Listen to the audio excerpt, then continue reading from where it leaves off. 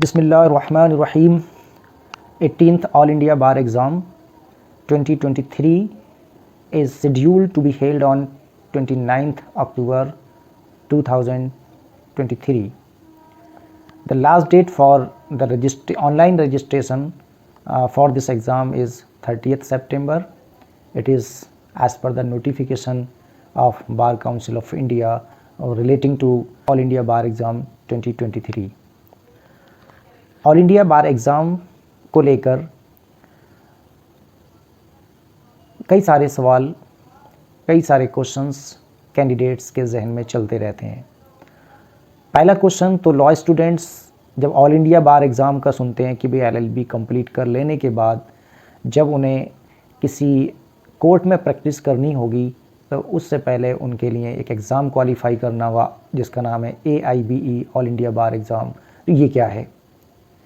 तो all India bar exam क्या है, इसको क्वालिफाई करने के लिए कितना मार्क्स चाहिए, किन सब्जेक्ट से इस एग्ज़ाम में क्वेश्चंस पूछे जाते हैं और all India bar exam qualify करने के बाद में कैंडिडेट किन चीज़ों के लिए एंटाइटल हो जाता है। तो ये कुछ कॉमन से क्वेश्चंस हैं जिनको मैं आज की इस वीडियो में कवर करने की कोशिश करूँगा। और साथ ही एक बहुत इम्पॉर्टेंट चीज़ जो कि इस एग्ज़ाम को क्वालिफाई करने के लिए अप्लाई करना बहुत ज़रूरी है या कैंडिडेट्स को इस एग्ज़ाम के प्रिपरेशन में काफ़ी हेल्पफुल होगा, वो कुछ इम्पॉर्टेंट ट्रिक्स मैं इस वीडियो में देने की कोशिश करूँगा। तो लास्ट तक इसको देखने की कोशिश कीजिए। एक छोटा सा वीडियो है ये जो उन तमाम कैंडिडेट्स के लिए जो 18th all India bar exam में अपीयर होने जा रहे हैं उनके लिए काफ़ी मुफीद और बेनिफिशियल साबित होगा। तो सबसे पहले तो मैं आपको बताता चलूँ जो ऑल इंडिया बार एग्ज़ाम है वो है क्या। तो all India bar exam is a qualifying exam. ये कोई ऐसा एग्ज़ाम नहीं है कि साहब बहुत हाई मेरिट होगी तभी हम इसमें सेलेक्ट हो पाएंगे, ऐसा कुछ नहीं है। All India bar exam is a qualifying exam for the law graduates who have completed their law degree program after 2010 and have got enrollment in any state bar council as an advocate। ये qualification है इस exam में appear होने के लिए कि पहला आपने लॉ ग्रेजुएशन कंप्लीट कर लिया हो और after the completion of law graduation you have got enrolment in any state bar council. Bar council में किसी स्टेट बार काउंसिल में रजिस्ट्रेशन कराए बिना कोई कैंडिडेट इस एग्ज़ाम के लिए एलिजिबल नहीं है। अब सवाल होता है कि अगर ये एग्ज़ाम क्वालिफाई हम नहीं करते हैं तो क्या हम कोर्ट की प्रैक्टिस के लिए एलिजिबल होंगे या नहीं होंगे। तो देखिए, जैसे ही कोई लॉ ग्रेजुएट किसी स्टेट बार काउंसिल से में अपना इनरोलमेंट कराता है एज एन एडवोकेट तो कंसर्न स्टेट बार काउंसिल जो इन सर्टिफिकेट ऑफ इनरोलमेंट इशू करता है ये एक टेम्परेरी रजिस्ट्रेशन होता है जो कि रजिस्ट्रेशन की डेट से 2 साल तक के लिए ही वैलिड होता है। इन 2 साल के अंदर ऐसे एडवोकेट्स को ऑल इंडिया बार एग्ज़ाम जो कि bar council of India conduct कराती है वो क्वालिफाई करना होगा। जैसे ही वो एडवोकेट जो अभी किसी स्टेट बार काउंसिल से एक टेम्परेरी रजिस्ट्रेशन जो कि 2 साल के लिए वैलिड होता है उसको हासिल किए हैं उनके लिए ज़रूरी होगा कि वो all India bar exam qualify कर लें।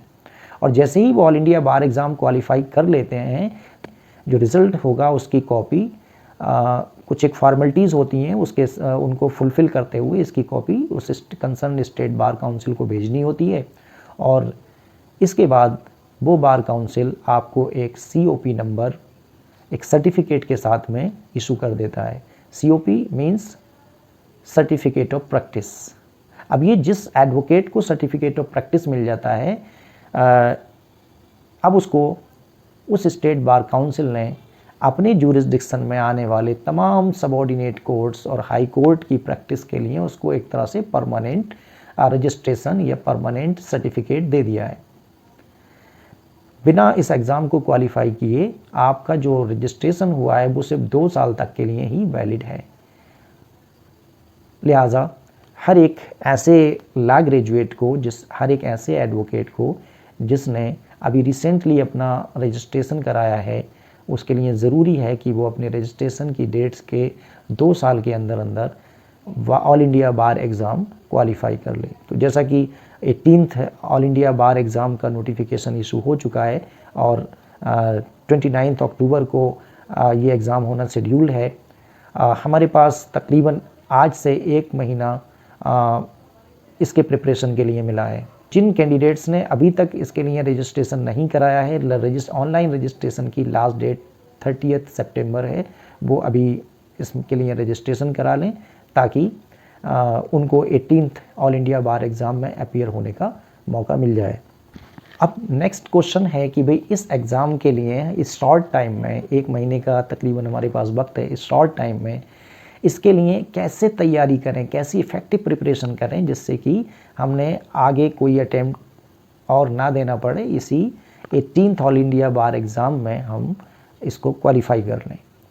तो उसके लिए देखिए मैं कुछ एक इम्पॉर्टेंट ट्रिक्स बताने जा रहा हूँ जो कि ऑल इंडिया बार एग्ज़ाम में अपीयर होने वाले तमाम कैंडिडेट्स के लिए बहुत मुफीद और बेनिफिशियल साबित हो सकती हैं। घबराने की कोई ज़रूरत नहीं है। जो एग्ज़ाम का स्टैंडर्ड है वो बहुत ज़्यादा मुश्किल एग्ज़ाम नहीं है, ये आसान से क्वेश्चन होते हैं, पहली चीज़। दूसरी चीज़ ये है कि इस एग्ज़ाम में आप स्टडी मटेरियल जो बेयर एक्ट्स आपके पास होते हैं वो आप ले जा सकते हैं। ये दूसरी आसानी। एक तो एग्ज़ाम आसान है, दूसरी आसानी ये कि आपको एग्ज़ाम हॉल में कुछ बुक्स जो बेयर एक्ट्स हैं वो आपको ले जाने के लिए परमिशन होती है। टोटल 19 सब्जेक्ट्स इस एग्ज़ाम के लिए रखे गए हैं।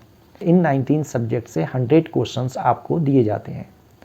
उन 100 क्वेश्चन में से जो जनरल और ओबीसी कैंडिडेट्स हैं उनको मिनिमम 45% मार्क्स सिक्योर करना होता है। SC ST कैंडिडेट्स के लिए ये क्राइटेरिया 40% का है। तो तीसरी आसानी ये कि इस एग्ज़ाम में कोई ऐसा नहीं है कि कोई मेरिट तैयार होगी, अब पता नहीं वो 70 प्लस में जाएगी, 80 प्लस में जाएगी। एक क्वालिफाइंग एग्ज़ाम है। 40 या 45% मार्क्स आपको सिक्योर करना है। उसके लिए भी बार काउंसिल ऑफ इंडिया ने इस बात की आपको परमिशन दी है कि आप बेयर एक्ट ले जा सकते हैं। सर, अब सवाल ये पैदा होता है, how to prepare for this exam within 1 month. मैं समझता हूँ 1 मंथ का टाइम सफिशिएंट है। वो इस वजह से कि 19 जो सब्जेक्ट्स हैं ये ऑलरेडी हमने LLB क्लासेस के दौरान पढ़े हुए हैं। कोई भी इसमें ऐसा सब्जेक्ट नहीं है जो आपने LLB कोर्स के दौरान जिस पेपर को आपने ना पढ़ा हो। दूसरी बात ये कि मोस्टली जो सब्जेक्ट हैं वो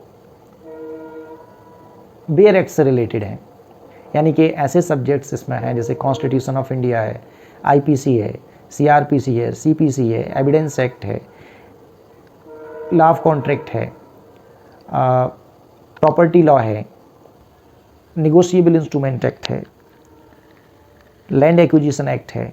तो ये बेयर एक्ट्स पर बेस्ड सब्जेक्ट्स हैं और चूँकि बेयर एक्ट्स आप एग्ज़ाम हॉल में ले जा सकते हैं और उसकी मदद से आप आंसर्स दे सकते हैं, इट इज़ अलाउड। अब सवाल ये है कि भाई बेयर एक्ट हमारे सामने होगा, क्वेश्चन पेपर सामने होगा, फिर तो सब आसान है। लेकिन यहाँ दिक्कत ये होती है उन कैंडिडेट्स के साथ में जिनको बेयर एक्ट कैसे देखा जाता है ये नहीं आता, या अनफॉर्चुनेटली कुछ एक स्टूडेंट्स ऐसे भी होते हैं, कुछ कैंडिडेट्स ऐसे भी होते हैं जिन्होंने काफ़ी टाइम पहले LLB की थी, LLB लॉ ग्रेजुएशन कंप्लीट किया था, उसके बाद में एक गैप हो गया, उन्होंने बुक्स को कभी छुआ नहीं है।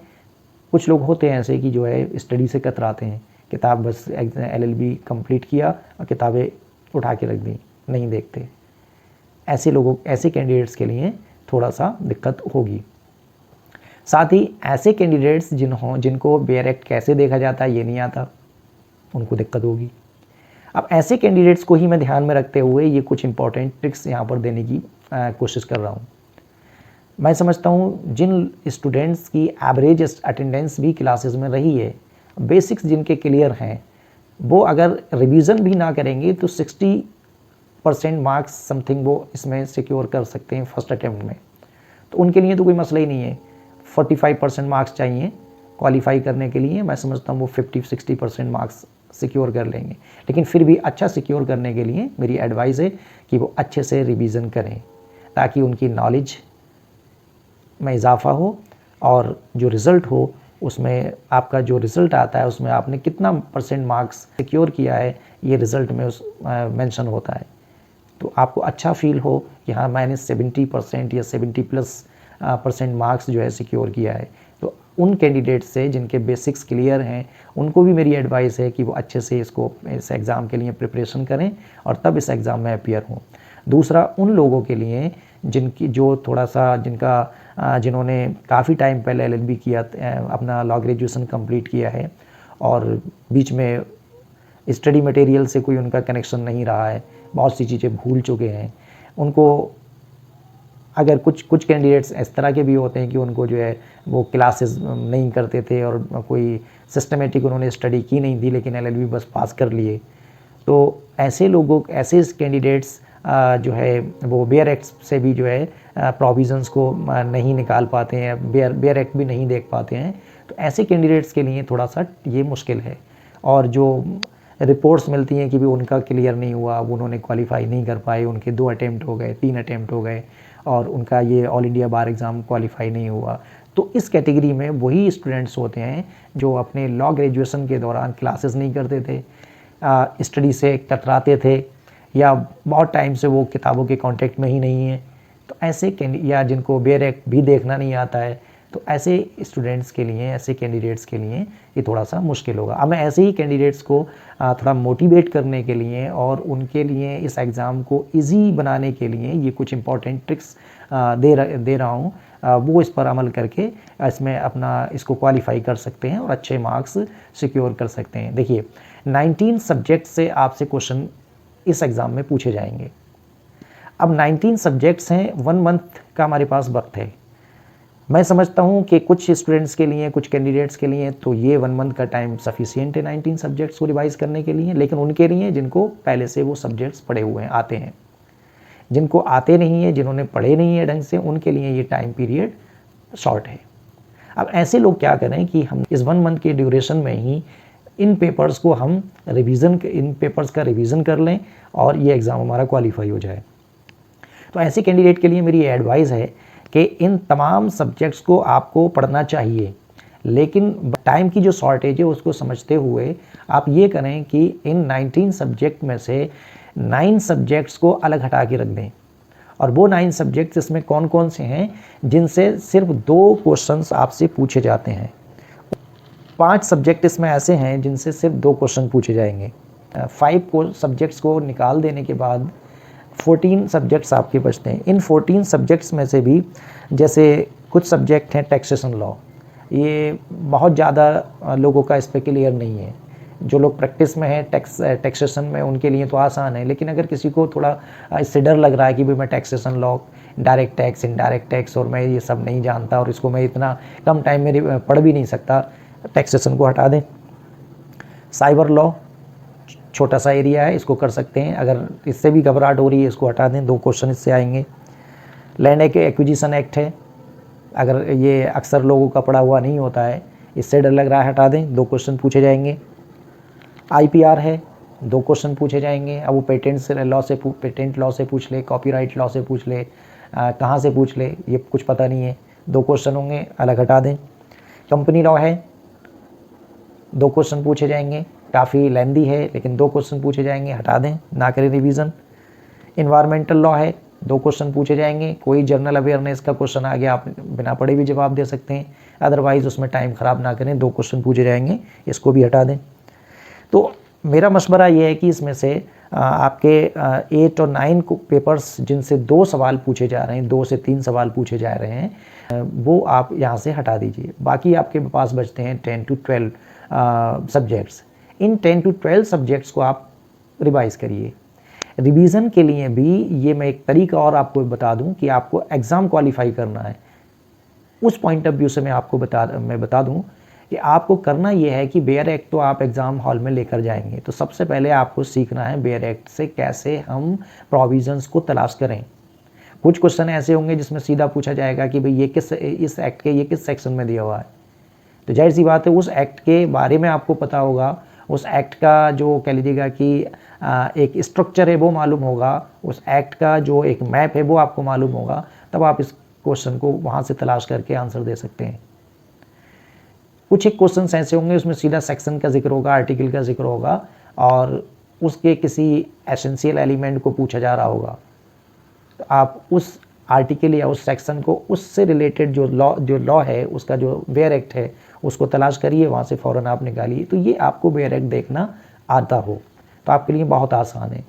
अब वेयर एक्ट पे हम इतने कम टाइम में वेयर एक्ट की समझ को कैसे डेवलप करें, कैसे उससे क्वेश्चंस के कैसे उसको देखा जाए, उसके लिए मैं एक यहाँ पर आपकी आसानी के लिए एक ट्रिक ये दे रहा हूँ कि देखिए अभी डिटेल्ड पूरा वेयर एक्ट मत पढ़िए, आपको करना ये है कि for example the constitution of India है, कॉन्स्टिट्यूशन ऑफ इंडिया को आप 395 आर्टिकल्स हैं, सबको मत पढ़िए। अभी क्या करना है आपको कि कॉन्स्टिट्यूशन का वेयर एक्ट उठाइए, उसमें से वेयर एक्ट में इंडेक्स दिया हुआ है उसको देखिए कि इस इंडेक्स में जो जिक्र है कितने पार्ट्स हैं कॉन्स्टिट्यूशन में, कितने चैप्टर्स हैं, कौन सा पार्ट किस आर्टिकल से शुरू हो रहा है और किस आर्टिकल पर ख़त्म हो रहा है। तो ये कम से कम 10 मरतबा इस इंडेक्स को आप देखिए, इसका एक मैप अपने दिमाग में सेट कर लीजिए ताकि जब क्वेश्चन आए तो आपको पता होना चाहिए कि ये जो क्वेश्चन है ये हम बात कर रहे हैं कॉन्स्टिट्यूशनल अमेंडमेंट से रिलेटेड। अब आपको मालूम है कि कॉन्स्टिट्यूशनल अमेंडमेंट जो है किस पार्ट में है और किस आर्टिकल से किस आर्टिकल तक है। फॉर एग्जाम्पल आपने पढ़ लिया भाई अमेंडमेंट से रिलेटेड ये पार्ट है और इसका जो आर्टिकल है मान लो 368 है, तो कुछ भी उससे रिलेटेड होगा कि parliamentary powers relating to amendment से रिलेटेड कोई क्वेश्चन है तो फ़ौरन उसको देख लिया कि 368 को देख लीजिए भाई, आसान हो गया। जुडिशरी से रिलेटेड है, अच्छा जुडिशरी ठीक है, आर्टिकल 124 से स्टार्ट होता है, फ़ौरन चले गए देख लेंगे। तो एक मैप आपको क्रिएट करना है अपने माइंड में वेयर एक्ट का, और वो वेयर एक्ट का आपके माइंड में जो मैप तैयार होना है वो कैसे होना है। इंडेक्स देखिए, इंडेक्स में क्या होता है, किसी भी वेयर एक्ट की आप इंडेक्स देखेंगे, मान लो फॉर एग्जांपल कॉन्स्टिट्यूशन का इंडेक्स देखेंगे तो उसमें क्या होगा, आर्टिकल्स, उसमें सारा मेंशन रहेगा कितने पार्ट्स हैं, आर्टिकल्स, और आर्टिकल भी किस आर्टिकल से किस आर्टिकल तक क्या चीज़ दी हुई है, और आर्टिकल्स में जो आर्टिकल की डिटेल है वो तो अंदर मिलेगी, उसका टाइटल वहाँ होगा। For example article 21 mentions right to life and personal liberty, अब ये इंडेक्स में आपको मिल जाएगा। बाकी no person shall be deprived of his life and personal liberty except the procedure established by law, ये सब तो वहाँ अंदर मिलेगी, लेकिन हमने वो नहीं देखना, सिर्फ इतना देख लें कि article 21 right to life and personal liberty. तो ये तो इंडेक्स देख करके आपके दिमाग में बात आ सकती है। तो इंडेक्स पर मेहनत करिए आप, इंडेक्स में आपको टाइटल सेक्शन मिलेगा, टाइटल मिलेगा, या कॉन्स्टिट्यूशन की बात करें तो आर्टिकल मिलेगा और उस किस आर्टिकल में क्या लिखा है उसका टाइटल मिल जाएगा। तो इससे आपको बहुत आसानी हो जाएगी कॉन्स्टिट्यूशन का रिवीजन करने में, सीपीसी सीआरपीसी का रिवीजन करने में। इंडेक्स की मदद से आप जो है एक खाका, एक मैप अपने ब्रेन में रख लें। बाकी चीज़ें जो हैं अगर जितना आपके पास वक्त है और उस वक्त के अकॉर्डिंग आप अंदर उसके जाइए, रिवीजन करिए। वक्त कम है, ये मैप आपने तैयार कर लिया तो चूँकि वेयर एक्ट आपके एग्ज़ाम हॉल में आपके साथ होंगे, आप बाआसानी क्वेश्चन का आंसर, अगर इस तरह का कोई क्वेश्चन है कि भाई वो वेयर एक्ट देख कर ही उसका जवाब हम दे सकते हैं तो आप जवाब दे सकते हैं। इसके अलावा और यही फार्मूला, यही स्ट्रैटेजी आप अपनाइए सीपीसी में, सीआरपीसी में, एविडेंस पर, कॉन्ट्रैक्ट पर, फैमिली लॉ पर। आप 10 to 12 को सब्जेक्ट्स को ही कवर करिए, उसमें भी मोस्टली वेयर एक्ट वाले सब्जेक्ट हैं, उसमें वेयर एक्ट्स के उठाइए, वेयर एक्ट्स के जो इंडेक्सेस हैं वो अपने दिमाग में रख लीजिए, मोस्टली क्वेश्चंस आपके यहाँ से हो जाएंगे। नेक्स्ट ट्रिक आपके लिए ये है, no need to be panic, बहुत घबराने की कोई ज़रूरत नहीं है। 10 to 20 क्वेश्चंस तो ऐसे होंगे जो एक नॉन लॉ ग्रेजुएट के सामने भी रख दिया जाए क्वेश्चन पेपर तो वो 10 to 12 क्वेश्चंस अटेम्प्ट कर सकता है। बहुत सारे, जैसे इन्वायरमेंट अवेयरनेस से रिलेटेड कोई क्वेश्चन आ गया भाई, जैसे फॉर एग्जांपल इन्वायरमेंट से रिलेटेड डिस्प्यूट्स के रेड्रेसल के लिए कौन से प्लेटफॉर्म्स हैं, मान लीजिए उसमें एनजीटी भी एक ऑप्शन है भाई, ठीक है, नेशनल ग्रीन ट्रिब्यूनल जो है इन्वायरमेंट पॉल्यूशन से रिलेटेड मामलों को देखता है, तो कोई भी इसका एक तरह से आंसर दे सकता है। इस तरह के 10 to 20 क्वेश्चंस इस एग्ज़ाम में आ रहे हैं, जिनके लिए एक बहुत बेसिक सी अंडरस्टैंडिंग भी अगर किसी के पास है लॉ की, तो वो आंसर कर सकता है। अब फॉर एग्जांपल आपने 20 क्वेश्चन तो अपनी उस बेसिक अंडरस्टैंडिंग के बेस पर आपने अटेम्प्ट कर लिए। अब चाहिए कितने आपको 20 to 25 और 30% मार्क्स चाहिए। 30% मार्क्स अगर आपको बेयर एक्ट देखना आता है तो आप बी श्योर कि 30% मार्क्स आप यहाँ से सिक्योर कर लेंगे। आपका इस तरह से हो जाता है 50%, रिक्वायर्ड 40 और 45%, आपका एग्ज़ाम क्वालिफाई हो गया है।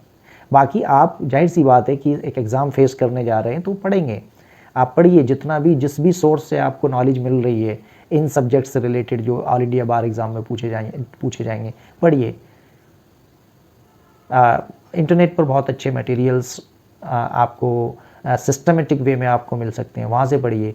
अदरवाइज़ बेयर एक्ट्स पर आप फोकस करिए। बेयर एक्ट पर अगर आपने फोकस किया तो 30% तो मार्क्स आप यहाँ से सिक्योर कर लेंगे, 30 to 40%। 10 to 20% आपके मार्क्स जो है आपकी जनरल जो एक नॉलेज है, जो एक बेसिक नॉलेज है लॉ की, उससे रिलेटेड होंगे, वो आप वहाँ से कर लेंगे, आपका एग्ज़ाम क्वालिफाई हो जाएगा। लेकिन इसके अलावा आपने जितना मेहनत कर सकते हैं उतना मेहनत करिए और अच्छे से अच्छे नंबर जो है सिक्योर करें। और मैं समझता हूँ किसी फर्दर अटेम्प्ट की कोई ज़रूरत नहीं होगी। इसी अटेम्प्ट में कोई भी कैंडिडेट जो 1 महीने की मेहनत कर लेता है इसके लिए, वो कर सकता है। जिनके क्लासेस के दौरान बेसिक्स क्लियर हैं उनके लिए तो मैं समझता हूँ कि अगर वो रिवीजन ना भी करें, कोर्ट की प्रैक्टिस में है, तो वो CPC, CRPC, एविडेंस के जो इम्पॉर्टेंट प्रोविजंस हैं वो उनके टच में हैं, कॉन्स्टिट्यूशन के बारे में उनको मालूम है। क्योंकि बेसिक तो क्लासेस में ही आपका कवर हो जाता है, तो अगर उतनी भी नॉलेज है तो इस एग्ज़ाम को क्वालिफाई करने के लिए इतना सफिशिएंट है। बाकी ऐसे कैंडिडेट्स के लिए जिनके साथ ये प्रॉब्लम है कि उनको बेयर एक्ट देखना नहीं आता, क्लासेस के दौरान वो थोड़े से कैजुअल रहते थे और बेसिक्स उनके क्लियर नहीं है, तो उनके लिए ये जो मैंने अभी बेयर एक्ट देखने वाली जो ट्रिक है, बेयर एक्ट को का एक मैप हम अपने ब्रेन में कैसे डिज़ाइन करें, वो चीज़ है।